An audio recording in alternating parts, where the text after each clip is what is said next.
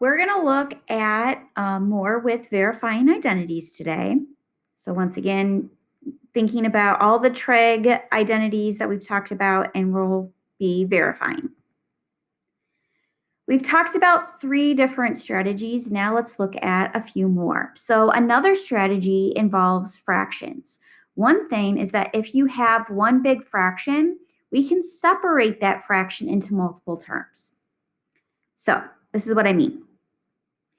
Say I wanted to verify that 1 plus the cosine of theta divided by the sine of theta equals cosecant of theta plus cotangent of theta.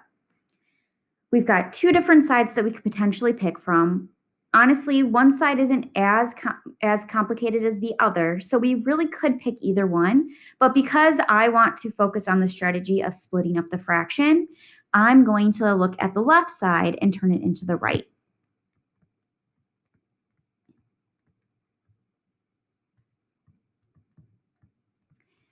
So if I'm starting with this left side, there's one fraction, but notice that there's multiple terms in the numerator. So in order to split up this fraction, I am going to rewrite every numerator, but it has to go under the denominator that is given. So it really splits up into 1 over sine of theta plus cosine of theta divided by sine of theta. And so hopefully now we recognize, oh, these fractions, they are familiar. There's some identities here. 1 over the sine of theta, its reciprocal is cosecant of theta. And if I have cosine of theta divided by sine of theta, that's using that quotient identity that represents cotangent of theta. So essentially, by just splitting that up, we were able to then really quickly use those 2 identities to get what our final answer was. Let's look at another one. So we want to verify that the secant of x plus the cosecant of negative x all over secant of x cosecant of x equals sine of x minus cosine of x. If you're trying to figure out what side looks more complicated, the left side tends to maybe be a little bit more. So I'm going to start with the left side, and we will eventually turn it into looking like the right side.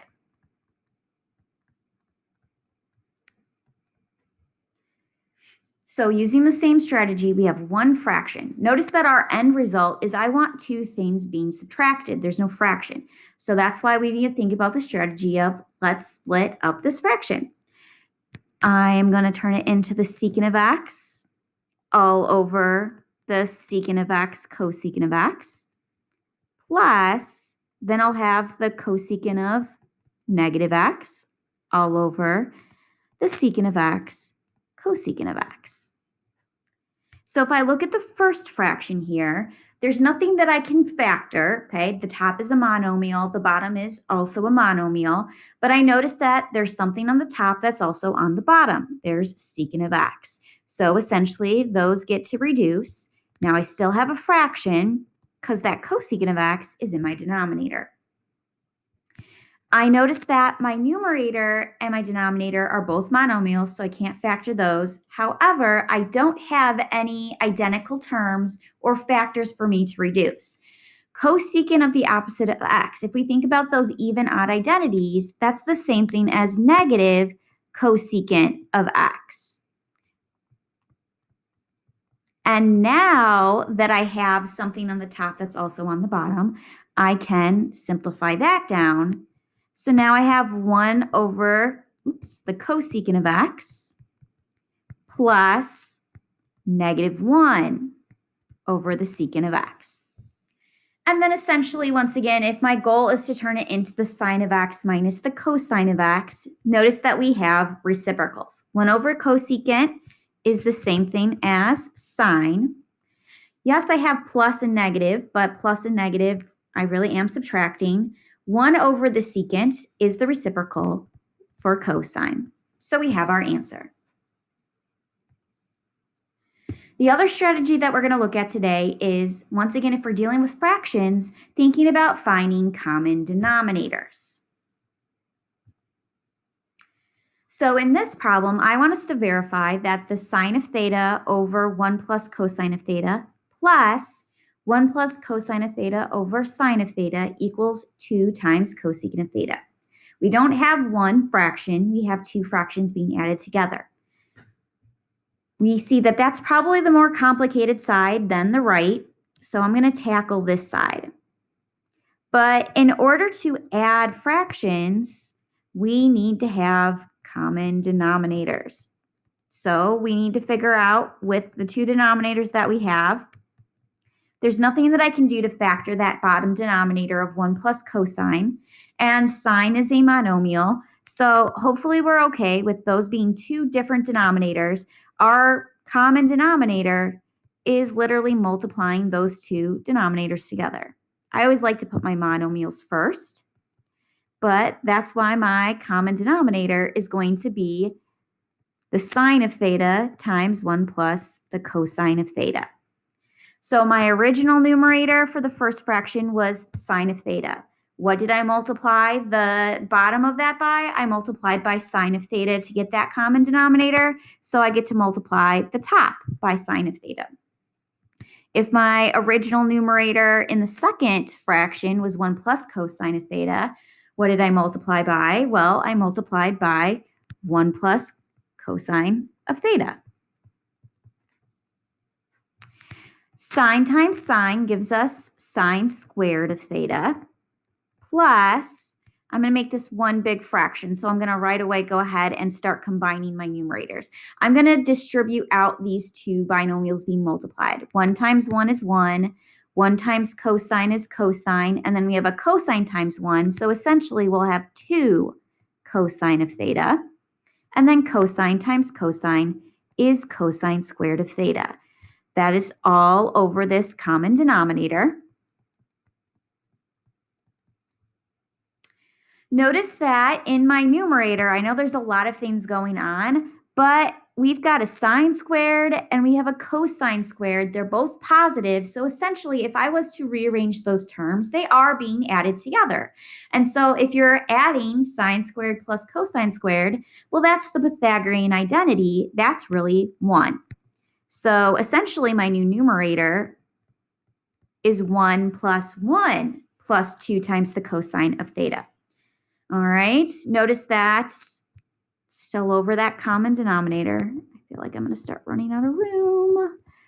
So I have to kind of go sideways here. I do prefer us just keep going down. Notice that 1 plus 1 is 2.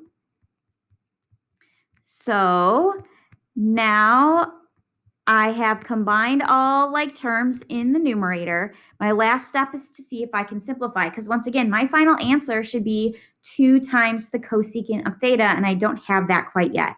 But if you look at your numerator, there is a GCF that I can factor. I can factor out a 2. That's going to leave you left over with the 1 plus cosine of theta in parentheses. And now that we have that factored, notice that I do have a common factor. A 1 plus cosine of theta is something that they have both on the top and the bottom. And because I have 2 divided by sine, think of it as 2 times 1 over the sine of theta. Essentially, 1 over sine of theta is a reciprocal, and that's why it ends up getting us the answer that we want of 2 times cosecant of theta. I do want to point out that in these examples, I've used theta. In previous examples, I've used x. I could literally substitute in any type of value to represent the angle. I could have, you'll see in your homework, the letter t, or it could even be something like 2x or 5x, okay? So it doesn't really matter as long as everything is consistent. All of these were theta, or all of them would be x's, or all of them would be t's. They're just representing an angle, so it's okay that those things are different as long as they're all the same within the same problem. So really quick recap for the different guidelines for verifying identities that we have done so far. Okay, we work with one side independently from the other. We're not mixing and matching both sides. We start with one, we pick it, and we turn it into the other. We analyze the identities and we look for opportunities to apply the fundamental identities. So essentially, I kind of called this strategy 3 yesterday. So anytime you can look at your different trig identities, if there's a way for you to manipulate it and then replace it and substitute it in, that's what essentially we're trying to do. And then don't forget with some of those methods that we've talked about or strategies that we've talked about so far. So one strategy was to rewrite everything into terms of sine and cosine. Or try factoring. If there's a GCF, take it out. Now we've talked about fractions. So either trying to separate one fraction into multiple fractions or vice versa. You're starting with two different fractions, find that common denominator and combine it into one. The most important thing, though, is don't be afraid to start over if something isn't working. There are a lot of different ways for you to correctly answer these problems, kind of like solving a proof in geometry. There might be different avenues to get you from what was given to what you're trying to prove.